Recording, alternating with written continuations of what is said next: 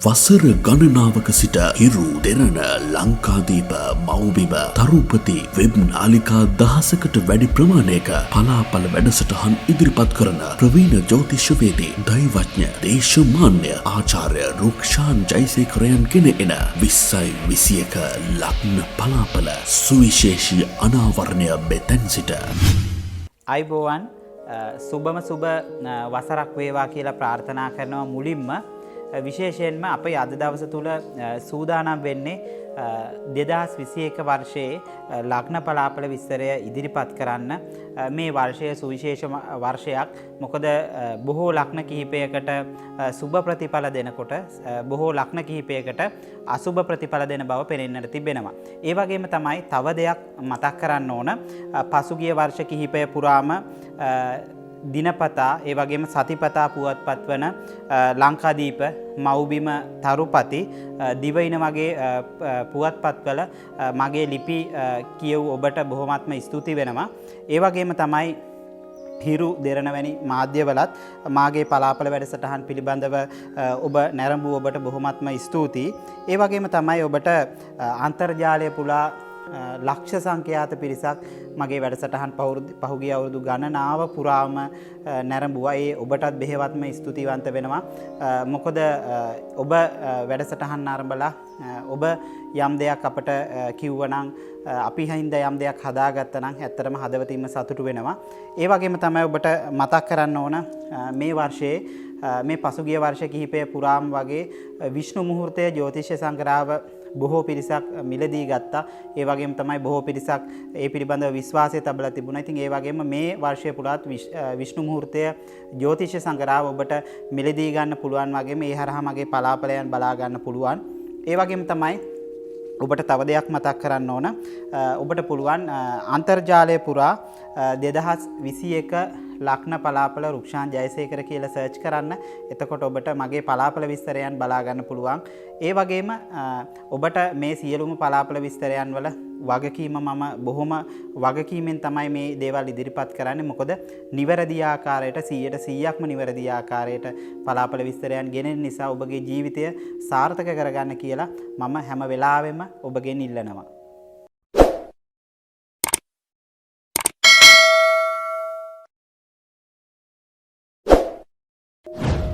අපේ මේ සූදානම 2021 වර්ෂය මිථුන ලග්න හිමි ඔබට කොහොමද කියන එක කතා කරන්න.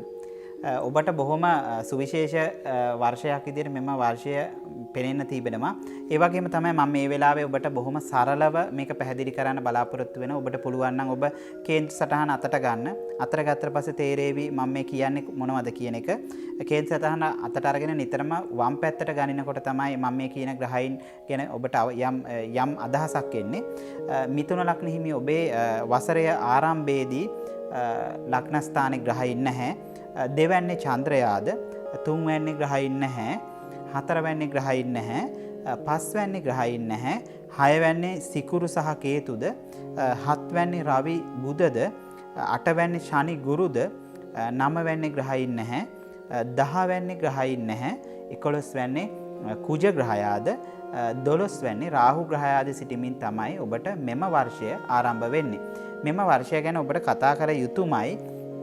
මොකද හේතුව ඔබගේ ලග්නාධිපති හත්වැන්නේ විවාහ ස්ථානයේ නැත්තම් ඔබත් එක්ක සමාජීය කටයුතු සිදු කරන ස්ථානයේ රැඳී සිටීමින් තමයි මෙම වර්ෂය ආරම්භ වෙන්නේ. හැබැයි ගැටලුවක් තිබෙනවා රවි ග්‍රහයාත් එම අවස්ථාවේ එම රාශිය තුල රැඳී සිටිනවා.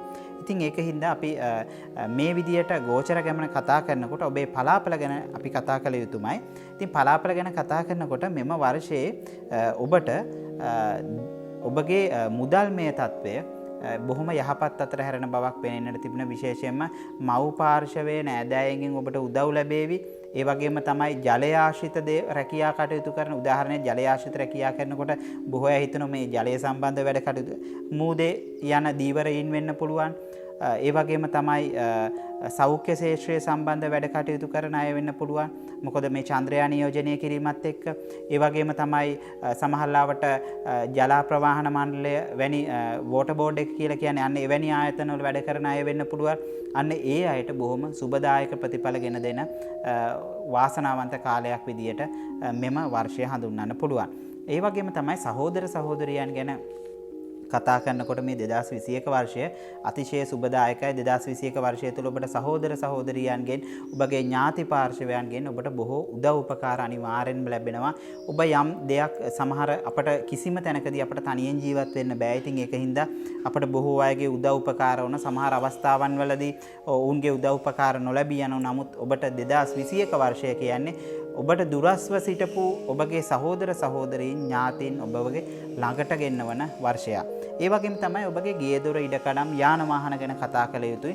මෙම වර්ෂය තුන ගේදොර යාන වාහන ඉඩකඩම් ගැන කතා කරනකොට ඔන්න ඒට ඔබට සුබදායක වර්ෂයක් විදියට මේ වර්ෂය හඳුන්වන්න පුළුවන්. ඔබ කරන කියන සෑම කටයුත්තක්ම අතිශය සාර්ථකයි. අලුත් ඉදිකිරීමක් කරනවා නම් අලුත් ව්‍යාපාරික ස්ථානයක් වෙන්න පුළුවන්, අලුත් ගෙදරක් වෙන්න පුළුවන්. ඒ සඳහා බොහොම සුබදායක කාල සීමාවක්.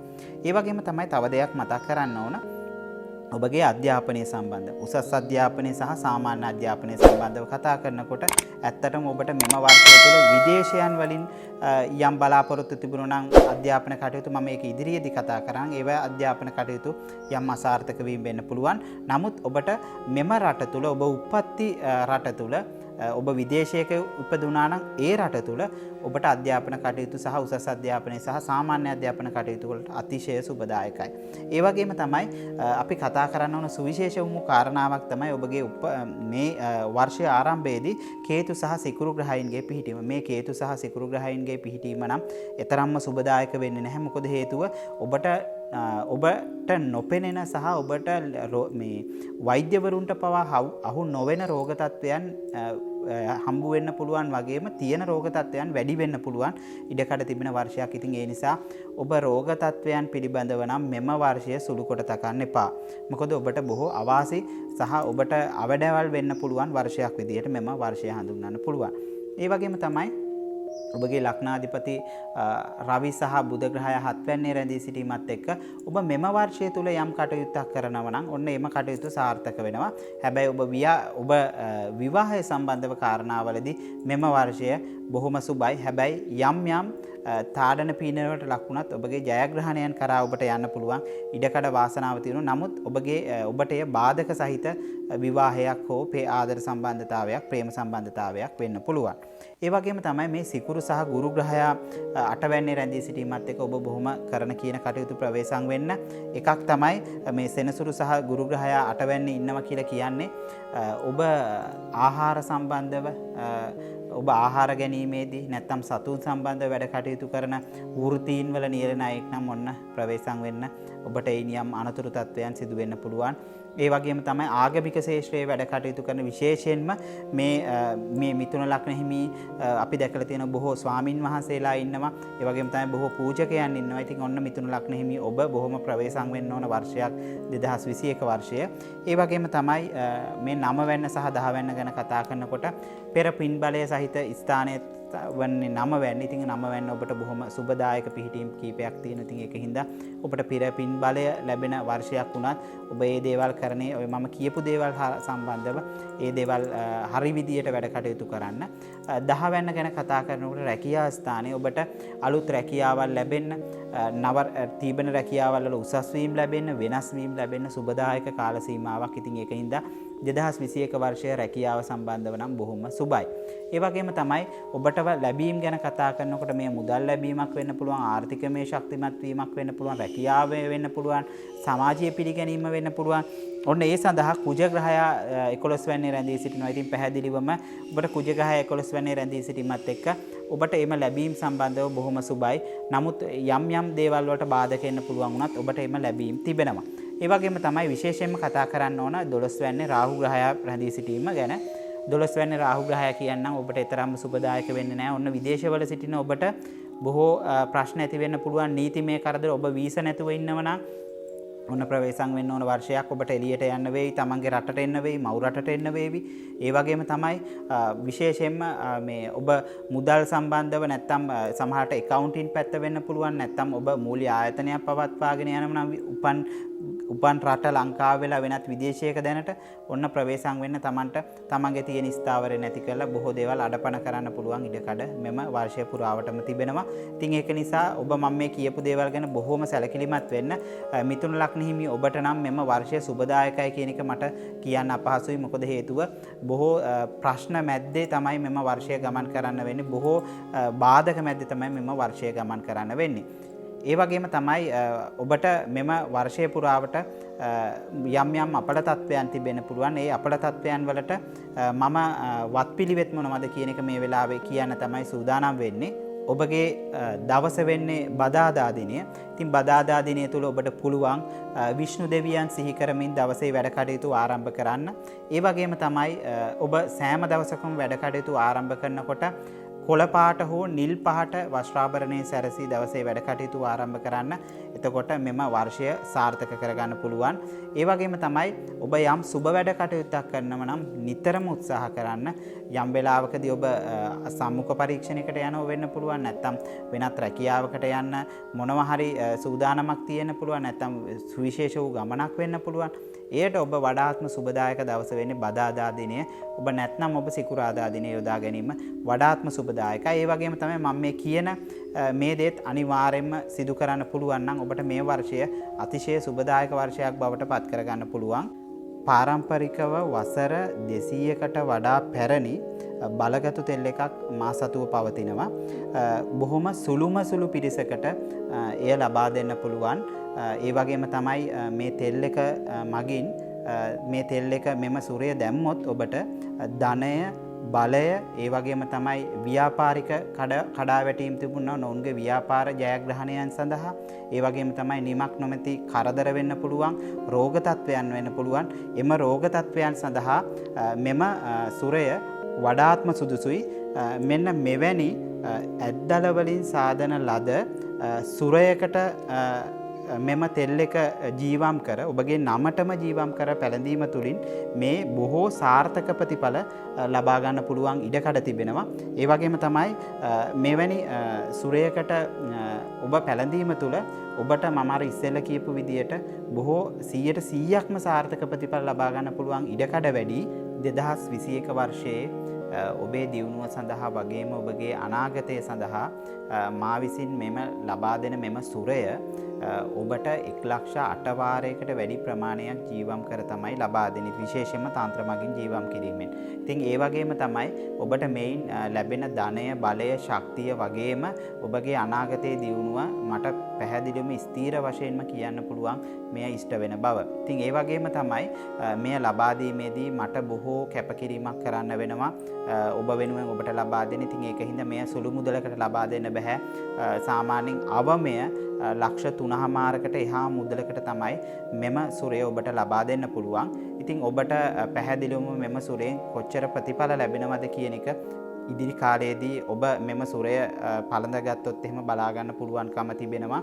ඒ වගේම තමයි මෙම සුරය ලංකාවේ සුවිශේෂ වූ ව්‍යාපාරිකයන් විශේෂයෙන්ම ලංකාවේ ඉන ඉහළ පෙළේ ව්‍යාපාරිකයන් මගෙන් අරගෙන අද ඇත්තටම ගොඩාක් ඔවුන්ගේ වැඩ කටයුතු සාර්ථක වෙලා තියෙනවා. විදේශගත ඔබට වුණත් මෙය ලැබෙන්න සලස්වන්න පුළුවන්.